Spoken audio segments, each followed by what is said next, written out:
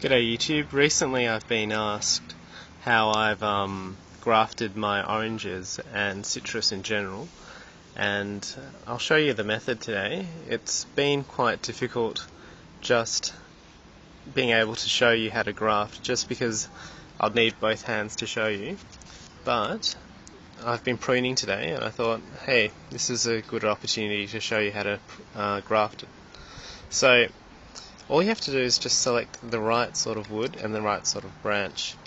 And the important thing is that you select new growth, and it still has to be quite green and supple. It has to be hard and it can't be soft at all. So the growing tip here, that's no good to us. What you need is something down here, and if I can just zoom in, not sure if you can see, but you've got nice fat buds down there, and that's the sort that you need. Now, I've selected a very good piece here, and that's just come off that. All you have to do is cut a tapering edge off that on both sides and then put it on. Now, the important part is the L shape. So it's an L-shaped graft, so what you do is you cut down the length over here, 1 and then 2, and it forms an upside down L. And what you do is you then hold it like that and you peel it back, and as you can see, you've got a nice pocket there. So if I just lift this up carefully over there, you can see that pocket that you form with that L. So all you do is you lift that over and then you slip in your signwood, and as you can see there, you've got a nice tapering edge.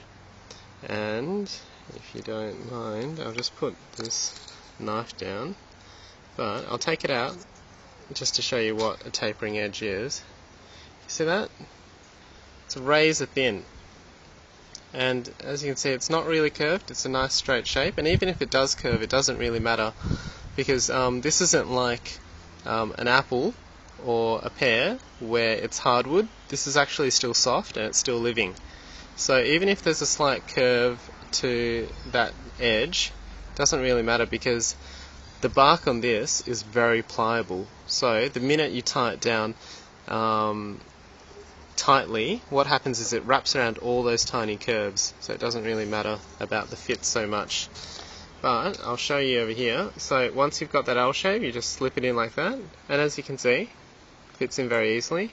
The L shape ideally has to be longer than 1 inch, and you should have 1 or 2 buds showing at the top. 3's pushing it, but I have been able to graft with 3 buds, but they take longer to establish. 2 is the best. So always remember, leave 1 and 2 at the top, and the part that's cut there has to be longer than 1 inch. If it's not longer than 1 inch, it's going to take forever to take, so it's going to be just wasting your time. So if you can do 1 inch or longer on this, and it doesn't really actually matter, this is probably not ideal because you've got 3 buds onto that short piece of the bit that goes under here. So the best way to do it is so that the bit that is actually binding to the cambium on the parent plant, on the actual rootstock, the best way to do it is so that you have 2/3 below the bark and only 1/3 at the top. And as you can see, if I cut that top bud here clean off, let me just do that. So this is just for demonstration purposes. I'm not going to be using this. I wouldn't be so rough with signwood usually. As you can see, that forms almost 1/3 up here and 2/3 below, and that's more ideal.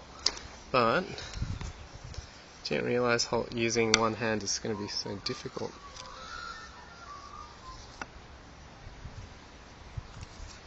As you can see, once I slip it in, most of that white part is going to be under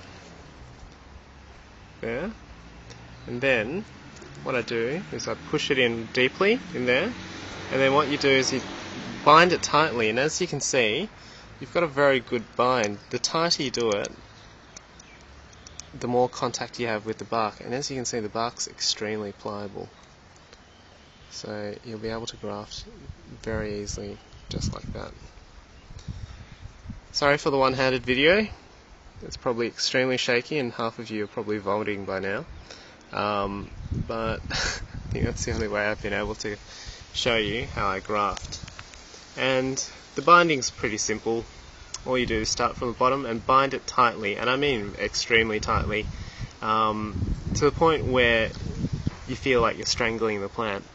And leave it on for 2 weeks and you'll find that you've got a perfect bind. And I do recommend doing this in the warmer seasons, spring and summer, just because citrus are actively growing then.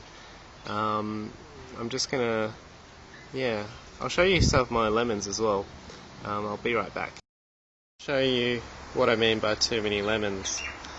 I've just got ropes of these, and the plant's so tall that it just produces long stems, and they flower right at the top, but the minute they get a little bit heavy they bend down for you, and I think that's how nature intended things to be done.